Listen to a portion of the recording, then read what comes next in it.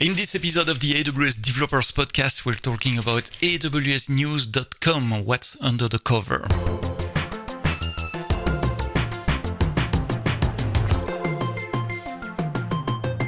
Good morning, good afternoon. Thank you for joining the AWS Developers Podcast every Friday, available in all your podcast applications, Spotify, Deezer, YouTube, Apple Podcast, also on the website as well. We're talking about all things developers related, architecture, services, technologies that might make the difference for you in your current or maybe your future project as well. This week, I have the pleasure to host Luc van Donkersgoed, your AWS Serverless hero, principal engineer at PostNL. You're also very present on social media. You're tweeting and sharing a lot of information on LinkedIn more recently about serverless and serverless on AWS. Thank you for being here, Luc. Recently, you built a new website called AWS-news.com. I will put the link in the notes of the podcast. Why did you start this project? Yeah, Sebastian. Well, thanks for having me, and looking forward to have this conversation. It's been a really fun project, so just love talking about it and sharing what I've learned. So yeah, how did it start? So I go to reInvent, and even if I don't go to reInvent, as a serverless hero, but also just in my daily job, I feel it's sort of my responsibility to keep up with what AWS is doing, especially around reInvent, and to sort of filter this and summarize it and share it with my team, with my company, but also, as you said, on social media. And every year, I build a Excel sheet. Really? With all the announcements? Yeah. So every year, I just had this Excel sheet, and I just copied in all of the news feed, and I copied in all of the blogs that were published, and then I had one column that just said a rating 1 to 5, and maybe I added some categories, some tags manually, and a short description of maybe who it was for, of why I thought it was important. And that's a lot of work, but it worked. I can imagine that, because the amount of news during the week of reInvent is in the hundreds, probably hundreds of different services and capabilities, plus everything pre-reInvent. So in the last 2 or 3 weeks before reInvent, that's a huge amount of information. 2 or 3 months even. Mm-hmm. Yeah, 2 or 3 months even. It's pre-invent is getting longer and longer, I think, because there's just so much being developed. And so, what's the objective of that Excel sheet? Is it just for you, like to keep track, or to share with the team, doing like reInvent recaps internal to the company? Yeah, it's really mostly for myself. Mm-hmm. So I might make a summary, and that's what I share, but the raw data goes in the Excel document, and that's really for me. So last year, I was about to go to reInvent, and just a week before reInvent started, on a Friday, I was preparing my Excel sheet for this year's reInvent, and I was thinking, there must be something to improve there. What am I doing? Well, and of course, I'm very familiar with the serverless ecosystem. So on a Friday afternoon, I started building something where I thought I'll just fetch the AWS news, the news feed and the blogs. I'll put it in a database, and I'll just be able to add a 1 to 5 star rating. And that's it. And maybe mark it as read so that I know what I've seen and what I haven't seen. So I started building on a Friday afternoon, and on Saturday afternoon, I had my first prototype, and on Monday I released it. But I was thinking about this process. I was developing this, and I was thinking, okay, I can build this for me, but how hard is it to just add a user login with your Google account or whatever, add Cognito, and then not only I can use it, but then everybody can just have their personal list of news articles that they mark as read and rate. So that's what your project does. At the core is to read multiple RSS feed from AWS. There is the What's New feed, the short news in 4 or 5 lines. You talk about the blog. So I don't know which blogs, certainly the AWS News blog, where I have the chance to write as well, but there are other blogs also. and feed that and put that in a DynamoDB database, I guess, or in a database. But you mentioned serverless, so I guess DynamoDB, and have a web page to track all that, assign a rating and a status read or not read. That's the core of the project. Yeah, that's absolutely it. And you hit the nail on its head. It's indeed fetching the news from the official news source and just storing it in a database. And now I have a copy of the news, and I don't store the content, right? I only store the title and the URL of the news, because I don't want to copy the news. I just want this to be, it's sort of a data management tool, right? Just marking data as read and not read. And you build that in 24 hours. That's quite remarkable as well. It shows the flexibility of serverless architecture. Of course, you know Lambda and DynamoDB really well. There is no learning curve for you there. But still, in a minimum amount of time, over a weekend, you manage to get a working prototype of that. Yeah. So indeed, using serverless technology, this is actually very simple. Because what you do is you have a Lambda function, you call an API, you get the news. You use Event-Bridge Scheduler to do it every 1 minute or every 5 minutes, whatever the rate you want to use. You fetch the news. You see, hey, what's the latest article that I found? What is the news that is now coming in? Is something newer? Store it in the database. Well, then, of course, you have to add an API to fetch that news from your database. For the web page. For the web page. And Cognito for user authentication. But this is works out of the box. If you use CDK, it's, 20 lines of code and it works. And then actually most time that I spent on building this is in the front end, because CSS and JavaScript. Yeah. Exactly. I use Next.js, I use React, and actually I'm also not super familiar or super good at these technologies. So that's where most effort went in, not in the backend. That's my ratio as well. 80% on the front end, 20% on the back end. When I do a personal project, I know that front end will take much more time than I expected. Exactly. And you mentioned CDK, so from scratch, you also decide to do infrastructure as code and to have your script to deploy that infrastructure. Yeah, absolutely. I think maybe 5 years ago, I would have started in the console. But for me personally, everybody has their own preference. But for me, the CDK is a faster way of prototyping than doing it in the console is. Of course, I'm also very familiar with the CDK, but so much work is done for you. And just deploying it is a few seconds of work for me. And then, especially for these kinds of projects, maybe sometimes you want to start over. It's a lot easier to just delete an entire stack instead of all these resources that you created by hand. And what is your go-to programming language for this type of pet project that you do on the side? It's Python. So yeah, I sort of grew up with Python. It's the language I'm most familiar with. I think if I would start my programming career now, I would choose TypeScript, because you can use one language for front end and back end and infrastructure. And now I'm very familiar with Python, so CDK is in Python, Lambda functions are in Python. But then when I'm building a front end, well, you have to switch, and then you still have to do TypeScript. So it's a bit inefficient. Let's go back to your story. On Friday afternoon, you start your prototype. Saturday, you're happy with it. Monday, you say, maybe it might be useful for others. Let's add some user authentication. And what's next? Yeah, so the initial version was done by Monday, and I just published it. I didn't even buy a domain for it. I have just my own shorthand domain, which is l15d.com, which is just short for lucvandonkersgoed.com, which I put any project in so that I don't have to buy an entirely new domain anytime I think of something new. So it was awsnews.l15d.com. That's the L15D. I was wondering where is the domain name coming from, but now I understand. It's like I18N for internationalization. Yes. It's the number of letters between the first and last letter. Okay, got it. Exactly. Very geeky. Thank you. Great. And I have a very long name, so you have to abbreviate it.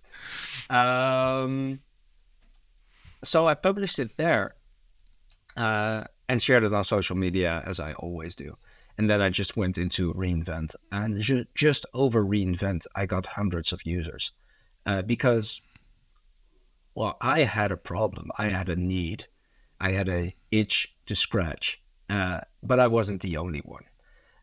So that worked out really well. It helped me a lot during reInvent. And then after reInvent, I figured, well, let's take this to the next level. Let's buy a domain name and add some additional features. And that's how it grew. Is there any challenge with the cost? Hundreds of users on a serverless application, hundreds of news, maybe more. You have to pay for the storage of DynamoDB. Okay, Cognito is basically free until 50,000 users, I think. So you were at least pretty safe on that side at the beginning. Do you have an idea how much it costs to give access to the public to this app? Yeah. I know what it costs. It's about $40 per month. Right now, with all the feature that you added, but at the time, at the beginning of reInvent last year, it was probably a few dollars. It's going to be single dollars. It's going to be less than 10 per month. Per month. Yeah. So very cost effective as well. Yeah. So it's mostly API Gateway, Lambda, DynamoDB, Cognito. And that's it. But we're thinking about if you have hundreds of users, you probably have maybe tens of thousands of requests per month. So it's not that much. It's a lot higher now, but back then it wasn't so much. And the website hosting, we didn't talk about that. I guess it's S3 and CloudFront. So I started with Amplify because Next.js is pretty easy to deploy on Amplify. But there was some issues where if I had a cold start, then something in Amplify made that it took like 3.5 seconds for a cold start. And again, I'm not very good at front end, so I found it very difficult to understand why this was happening and how I could fix it. I did create a support ticket and I was in touch with the Amplify team and they were investigating, but we never really dived into it. In the end, I decided to try Vercel, which most of the time I don't use non-AWS products because I have just my ecosystem there. Just figured I'd try Vercel, and it was like 2-minute setup, and it was mega fast. Like they're so optimized for Next.js and for caching, and especially if you have a JavaScript based framework. My cold starts went down to 0.01 second, whatever, and it's just really fast. And they are deploying on AWS as well under the scene. And I think so. Mm-hmm. Yeah, so now it runs in Vercel. Mm-hmm. But actually, I ran into some limitations with Vercel later, a couple of weeks back, actually. So now I have CloudFront in front of Vercel so that I can control my caching more detailed, in more detailed way. So now almost all the traffic goes to CloudFront. If CloudFront doesn't have it, then it goes to Vercel. And then I still have my API on API Gateway. And did you create any CI/CD pipelines right from the scratch, from the very first day of the project? Or is it something that is still not yet there or was added later? Okay. I'm almost afraid to answer. I'm deploying manually. I'm deploying manually from my laptop to production. I don't have a pipeline. And the thing is, I work... This isn't a really big project. Mm-hmm. It's not very complex. It's only one service. So everything is just in one code base. And I'm the only one that works on it. Yeah. So I am very strict in how I deploy. So I don't allow myself to deploy without all the unit tests passing. Mm-hmm. And I do have a staging environment. And I deploy there first. I test there first. And then I deploy to production. Mm-hmm. But at the scale of this website, it's not worth adding complexity to deploy automatically. Okay, let's go back to your story. You decide to add more feature. What are these features? Yeah, so the fun thing about a project like this is that it allows you to experiment and learn, right? You have users, you have a platform, you have data. And then if you want to try out something new, I don't know, a new database, new compute service, even a new programming language, you can just do it in this framework because, well, nobody's telling you what you should spend your time on. So it's been a perfect learning platform for me as well. And of course, well, there's been a lot of talk about Gen AI. Especially at reInvent last year. Especially at reInvent. I'm known to have opinions about this. But especially around reInvent, there was so much about Gen AI. I really felt, okay, I need to understand what this is all about. So I started building a feature where you can actually ask questions of the news that's been published. So I indexed all of the news articles that were published into a vector database. And then I did something with retrieval augmented generation. And I used Bedrock to process that information, process the user input, and give an answer. And it worked, but I don't think it was really valuable. So the user experience was like a chatbot where I can say, well, yes, what is new with, Bedrock, for example, and then you have the latest news from Bedrock. There are so many options to implement RAG with AWS. Did you implement it all by yourself, like yes, managing the vector database, chunking, creating the embeddings? Okay, you didn't use Bedrock knowledge base or Amazon Q or anything else. That's interesting, but it's a good learning. It's a good way to learn.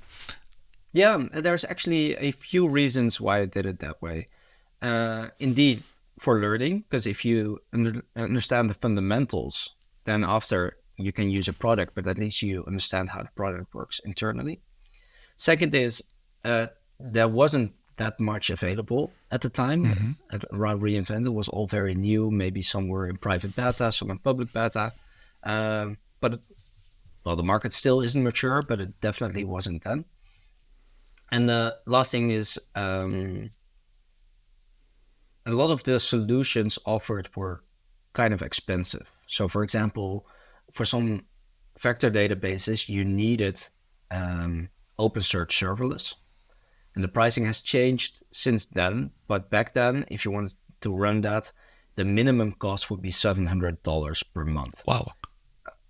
So they call it OpenSearch Serverless. I don't entirely agree with the name.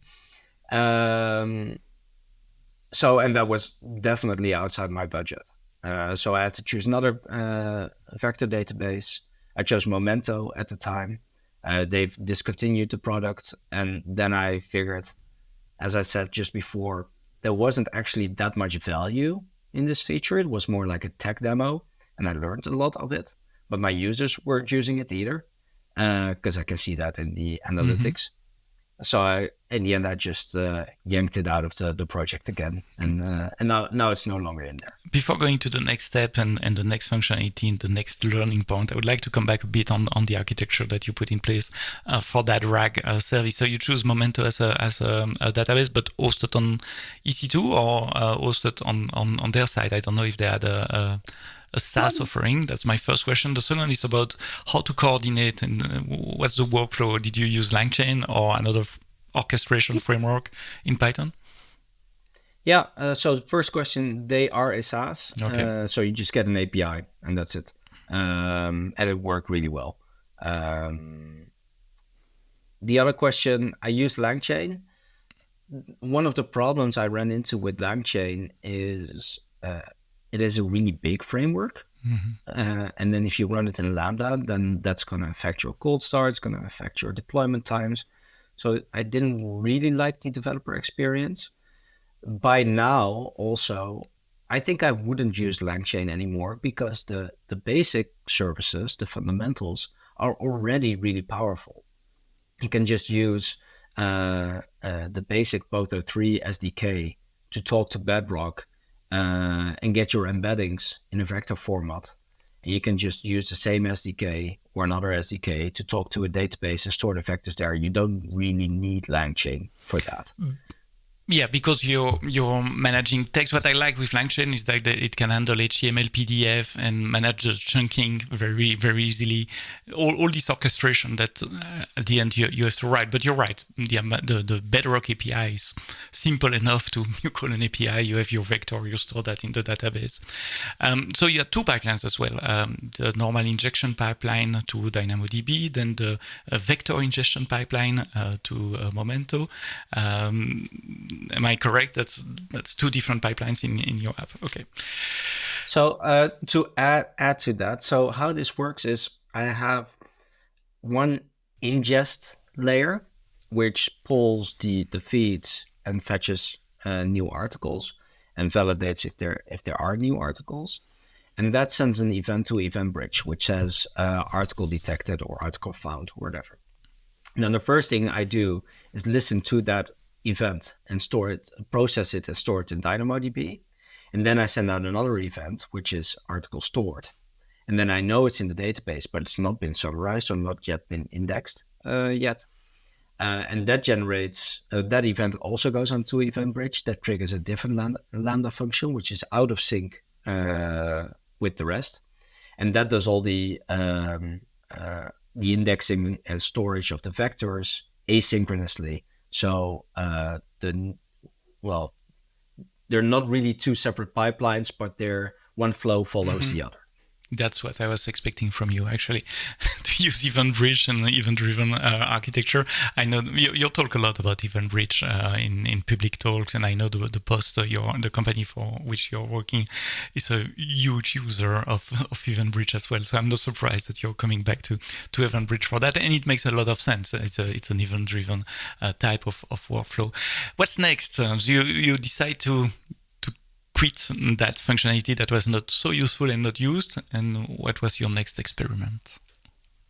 So when I started writing this application, it was sort of, I just threw the code in there. I kind of used a model view controller software architecture, but it didn't scale. And especially when I started getting more users and started adding more features, I found that the changes I was making, I didn't feel confident about the impact of my changes. So there was a lot of code that had multiple responsibilities, just didn't feel right. And I had some conversations about this with different people. And they said, well, what you should be looking at is like hexagonal architecture or onion architecture, that kind of things. And I really started diving into that, like reading all the literature, watching all the YouTube stuff and so on. And I think I spent in the end maybe 3 weeks even just rewriting everything into onion architecture and adding so many unit tests. I think I have between 500 and 1,000 unit tests now. But they all run in isolation. So that was a lot of time where I was really cleaning up the backend, not adding new functionality, but it was really necessary. And it gave me much more confidence about the stability of my application and also the deployments. As I said, I do them by hand, so I have to be very sure that I didn't break anything. So yeah, that was my next big change. And I think I spent most of January, February looking at that. And then still I was thinking, okay, how can I add more value for my users? Or at least that's what I started thinking about then. And the first thing I thought was summaries, because some of these blog posts are really long. I don't just do the news feed, I do all of the blog posts as long as they're the English language. So I have automotive, I have everything that has to do with machine learning, but also the industries, robotics, retail, logistics. There are so many blog posts, and I read them all, index, or at least I parse them all, but I don't have time to read them all. So at some point, again, I'm thinking from my own perspective, I want to know, is this an article that I want to read? And of course, the way to solve that is by generating a summary. So I dived into the Gen AI part again, and now I'm not doing the vector databases anymore. I'm just parsing the original HTML, stripping out all of the headers and the footers and all the marketing links that are in there, bringing it all the way back to the core content, and then storing that in Markdown so that I have very minimal layout. I store that in S3 so that I have a backup, and I can also identify, hey, what is it that I actually extracted? So sort of a data lineage solution. Then I send the Markdown into Claude, the large language model. Through Bedrock they generate API? a summary. Through Bedrock. That generates a HTML summary. I stored that in S3 as well. And now on the website, you can just click a button, ask for the summary, and it will give you this short HTML summary of every article. That's very nice, and it's a nice way to learn how to deal with large language models as well, either for vector, either to do a bit of prompt engineering, tune the correct prompt to get an answer that you can actually use on the front end. But that would expose your cost as well if you start to expose AI to your user base and they start to use it. We are not talking about the same range of costs for a basic serverless architecture and something that uses Gen AI. Yeah. No, that's correct. And I was really worried about this initially when I had the chatbot, because it was just an open chatbot, and anybody can ask a question. And if you look at the source of the website, you can also find the API that I use. It's possible to send just 1 million requests and I get $1 million bill, right? So I was really worried about that before releasing it. So I started thinking about this, and I did 2 things. One is I put the chatbot behind a login. So you have to be authorized and you have to have credits. So you every month you would get like 100 credits. That means you can ask 100 questions and then you're out. You can buy more credits. That's one thing I built. I had Stripe as a payment backend. I still do. But also I started thinking, okay, even if I have, 1,000 users and they all ask 10 questions, then that's still 10,000 questions. And large language models are cheap. So I was thinking, okay, how can I still enable this functionality and not go bankrupt? And that's when I started thinking about sponsoring. So actually, wait, because we went from a small hobby project with something with user login, where user can buy credits, where you are selling credits, where you have a payment API in the backend, so the ability to collect money as well. It's not the same scale between like February, March, and June. You totally changed the scale of that project. Yeah, that's true. It grew. It's absolutely true. But the feedback has been just so great. Like people really like it. People use it a lot. I have a lot of users. I have 600 registered users now. And we'll talk about email subscriptions in a bit as well. So a lot of users. And I think that just says there's a lot of value in what I'm building, which motivates me. But well, my time isn't free and the service isn't free. So someone has to pay for that.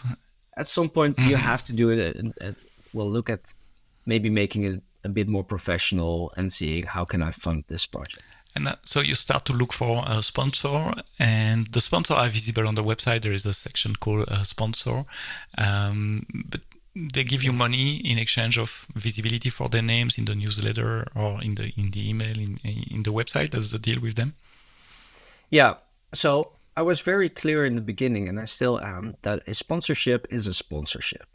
You do it because you like the product, right? You think, okay, this is valuable. I want to support this. I want to sponsor this, which is different than the advertising business, because advertising business, you just pay and you get a slot, and that's where you put your banner in, right? But it's a sponsorship. But of course, there's 2 sides to a sponsorship. One is what you give, and the other part is what you get. So, of course, I want to highlight my sponsors and show them that they do sponsor my website to my users as well. And then, of course, that also has reputation value for these companies. So it is a sort of marketing thing for many of my customers. But in essence, to me, the most important part is that it's a sponsorship. On the personal side, accepting payment, that also has implication on tax level, on legal level. Do you have a company, a structure? Are you freelance? Because you're working as an employee for the post. So if I want to start that, I have to put in some legal structure in place to collect these payments. Yeah.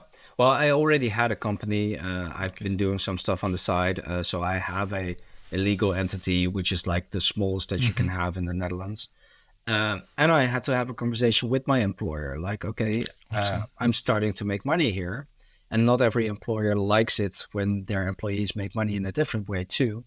And this is also why it's super important that this is a sponsorship, because actually I have a small agreement for my sponsors that they have to agree to. And it says you have no influence and no say in the product at all. Because that allows me to completely separate to stay free. This work from my normal work. Because if they would actually pay me for features, then they would influence my time, which would affect my work, my other work, my official, my daytime job. So by doing it this way, the way I see it is I would be building AWS News anyway, because I like it and I use it. Even if I would be the only user, I would still be building it.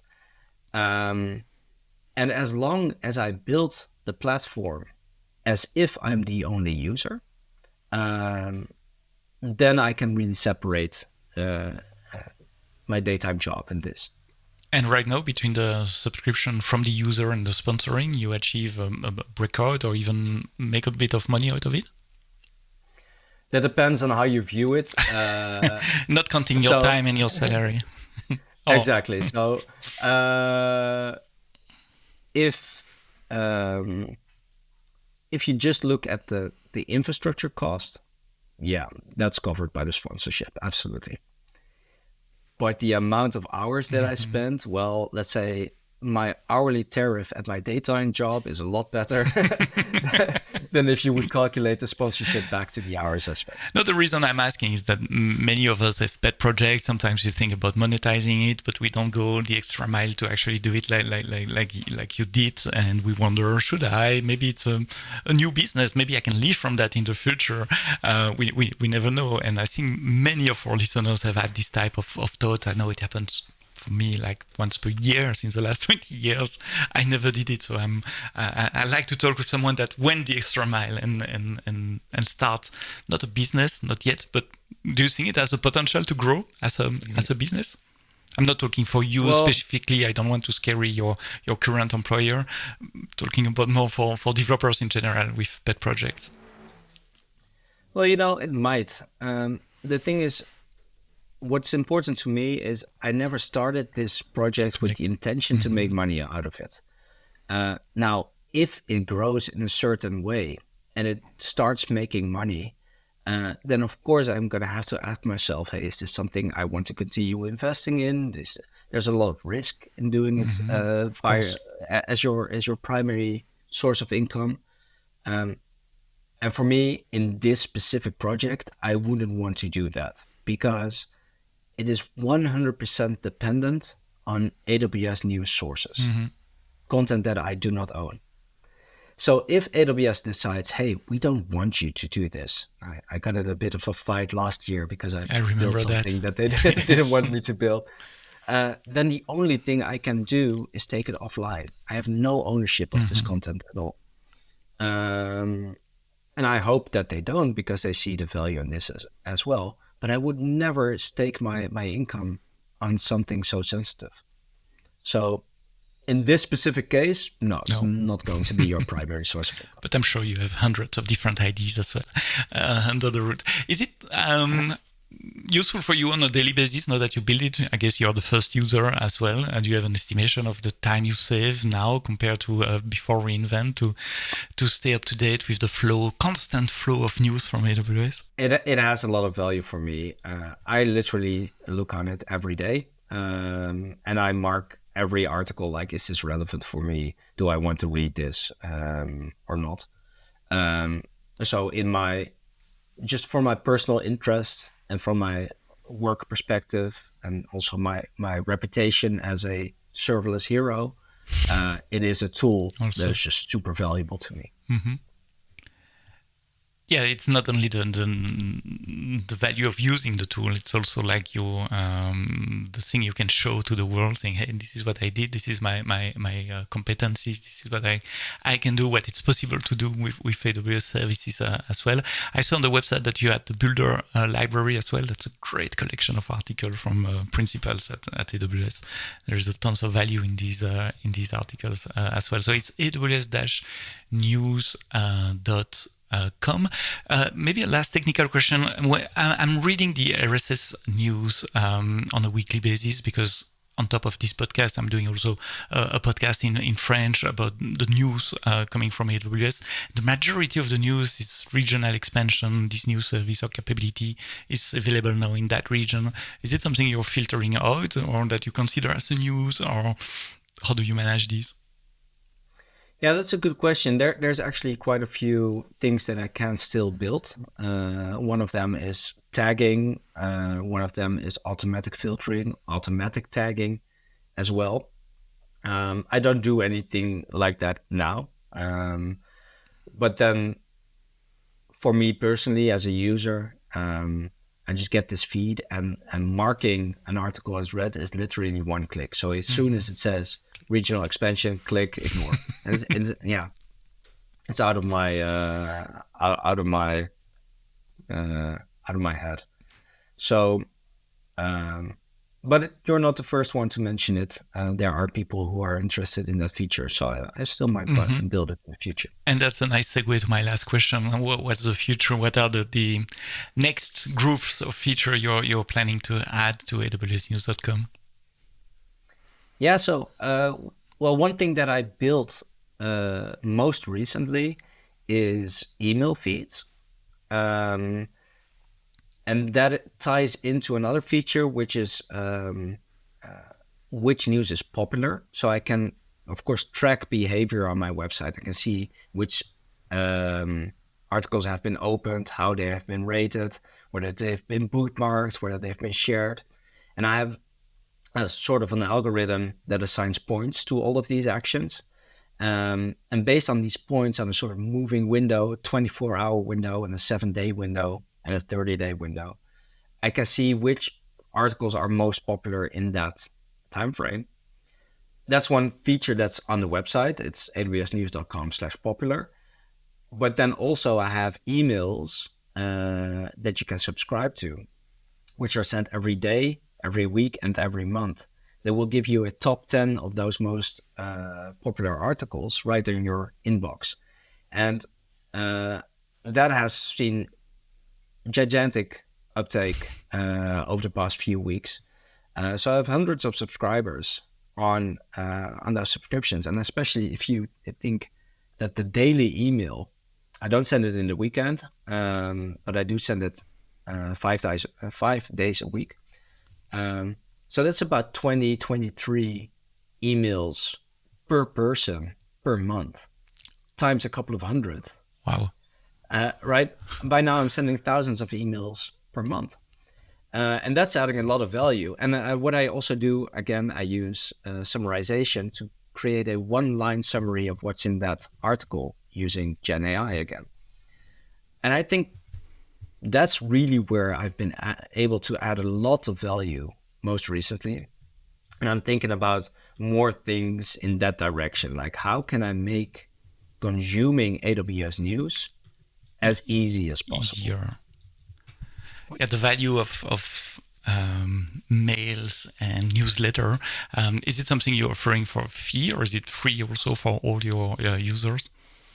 It's free, but I do mention my sponsors in all of these thousands of emails, which makes it, of course, a very good use case to become a sponsor. And gives value to the sponsor as well. Yeah. And if you're listening that and you want to sponsor awsnews.com, I see that there are still a few slots available on the website.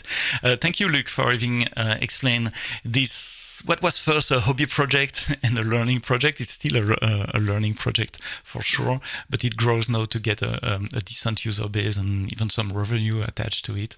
And that's something I was about to say most of us, but many of us want to do as well, to be able to monetize our pet project. Thank you for your super clear explanation about how it works under the hood, the challenge you had building it. Thank you for having listened to this episode until the end. Next week, we are going to talk about something maybe a bit less directly related with our job as a developer, but we are going to talk about RDS performance and input-output and EBS volumes attached to RDS, which is also important for developers to understand. Luc, thank you. See you next time, maybe around a summit or an AWS community day somewhere in Europe, or at reInvent this year if you're going to reInvent. Thank you for having listened to this episode until the end, and now go build.